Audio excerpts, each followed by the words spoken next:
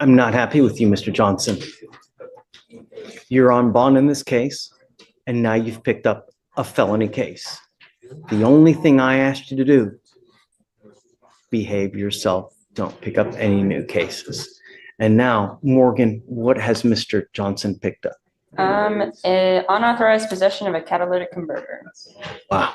What happened? Please. So officers were dispatched to an apartment complex. The security guard in the apartment complex observed the defendant, observed in plain. Caught in the act, drugs, threats, and chaos, all in one courtroom. What starts as a reckless moment quickly turns into serious charges. And the judge? He's drawing a hard line. You in the defendant's vehicle 3 catalytic converters that were freshly and jaggedly cut. The defendants were not mechanics.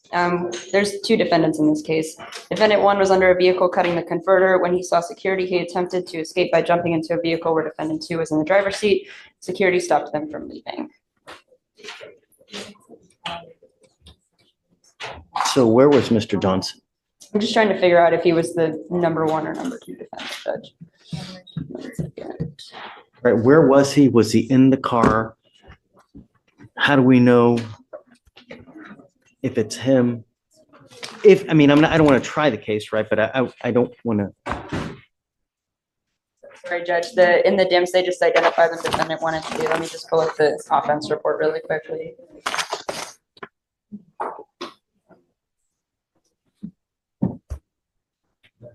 Okay, so Mr. Johnson was under the car. He was the defendant that was under the car, and then there was another defendant in a waiting vehicle. So was he in the act of taking another one? Yes, he was in the act of trying to steal a catalytic converter when the security guard caught him. I am now going to revoke your bond on your first case. I asked you not to get in trouble. You've now picked up a felony case. Is there anything that you would like to add? Your Honor, I would ask that the court set a bond, and obviously, I understand. Yeah. That's each one of those is like $5,000-$6,000, and someone has to. Life's hard enough as it is, man. You know, really. It goes with you. Hi, Ms. Sidler. Good morning. Hello, good morning. So it's making a firearm accessible to a child. Did someone pass away as a result? So this one was the defendant, the father of the children. There were 3 children playing. And then the gun or the weapon was found on the bed, and one of the children was trying to get rid of the gun and then ended up shooting and killing his 10-year-old brother, shooting in the side of his head. And I spoke with Caroline on this, but I was more comfortable deferring to you without an agreed rec on what you thought was appropriate here. I don't know. I looked at the mitigation packet, but what did you think? for some reason, the case is 2 years old and it was only a 7-page packet. I felt that his statement wasn't really, taking as much responsibility overtly for this. And then it was images of their family. I understand all of that, but with 2 years going on, I don't know why this wasn't resolved with the other chiefs or what's going on, but I just wanted to see a little more with it. Mr. Gutierrez, come up. Come up. Oh, he doesn't speak English. No. Morning, Judge. Hi, Luis. How are you?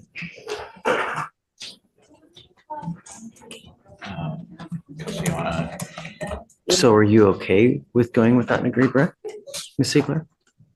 Sorry. Are you okay with going without an agreed rec?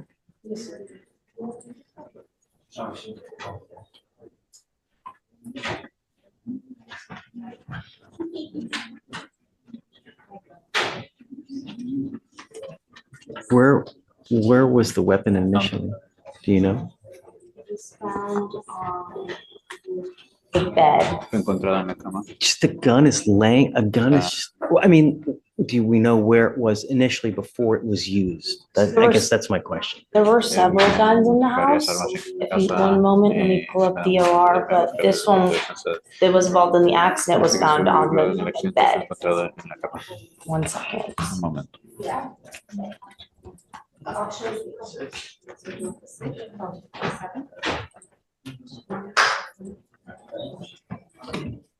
The mother, the complainant, or sorry, next of kin advised that she was told that one of her children was trying to make the bed and in the process moved the firearm and it was discharged.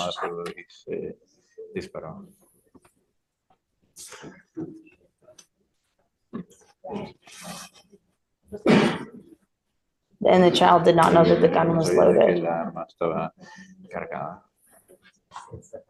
The worst, that's a worst nightmare. I know. Just, it's awful. I don't know. I don't. I think that there has to be some punishment, right?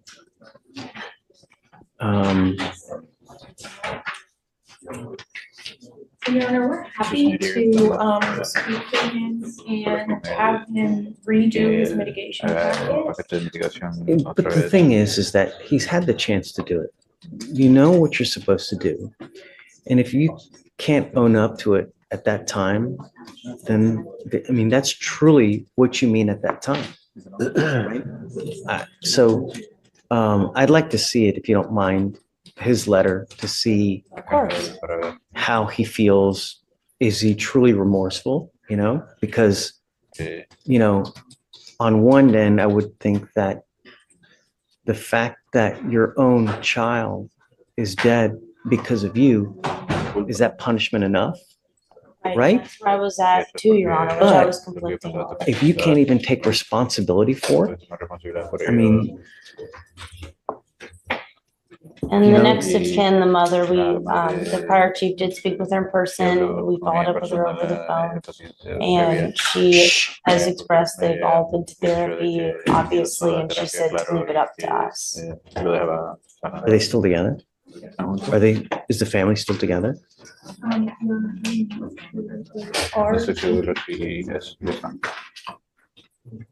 Yes. So let's do this. Let's get the plea done. I'd like to get it done today. It's 200 days old. Do it. There's going to be some.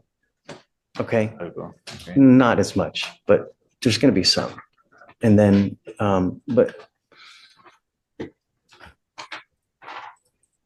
then I'd like to see his letter first, though, if you don't mind. Okay. And then This is in Spanish, so. it's okay. I can read Spanish. And then, do you want to go ahead and write it up and do it today? Or do you want, tell me how you want to do this. I would, whatever the recommendation is, I would like some time to talk to him about it. Okay.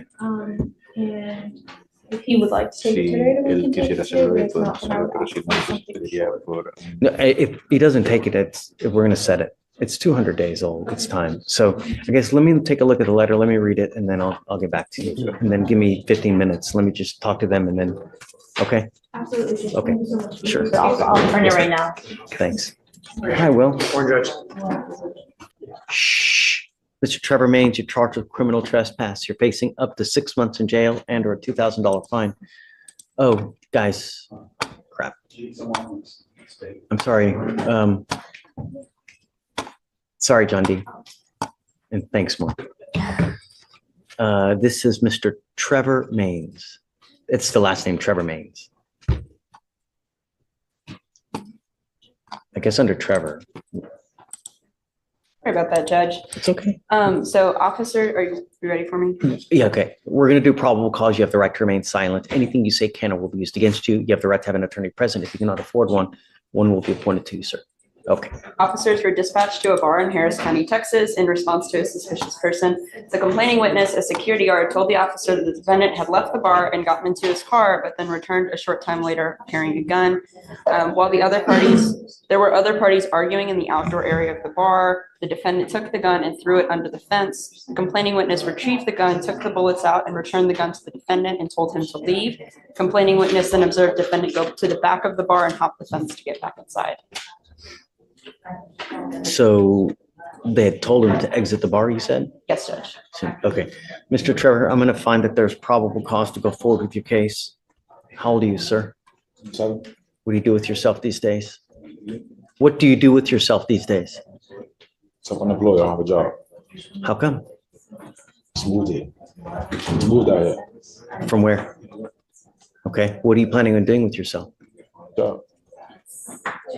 Okay, how long has it been since you've had a job?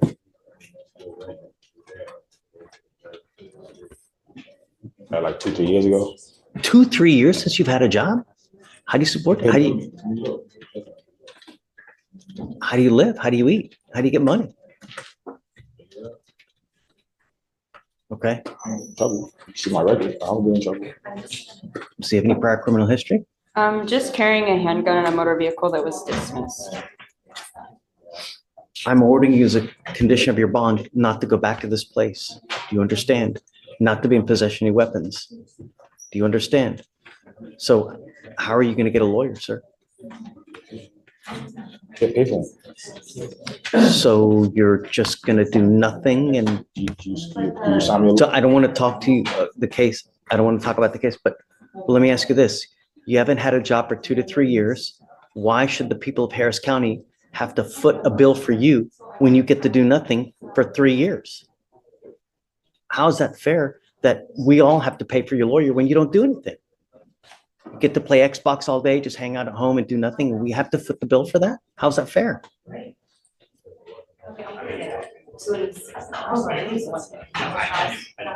don't have it. What you want me to do? So here's what we're gonna do. I'll have you fill out an application. I'm now making a condition of your bond. You got to get a job. And I'm gonna bring you back in 2 weeks. I want to see what you've done to get a job. You're 27 years old, dude. This life is really, really tough without money. And the older you get, life doesn't get easier. It gets harder. You get bigger, you get fatter, you get uglier, you lose hair, right? And if you don't have a job, if you don't have a trade, if you don't have a way to make money, what do you think is going to happen? Do you think people are going to keep giving you handouts the rest of your life? That's how we have all these people who walk the street looking all Quasimodo-like, have no way of getting money, no traits, no skill. That's not the way to go through life, man. Now is when you work your ass so that when you become 60, when you become 70, you have a cushion, you have somewhere to land. So you have a house, you have a nest egg savings.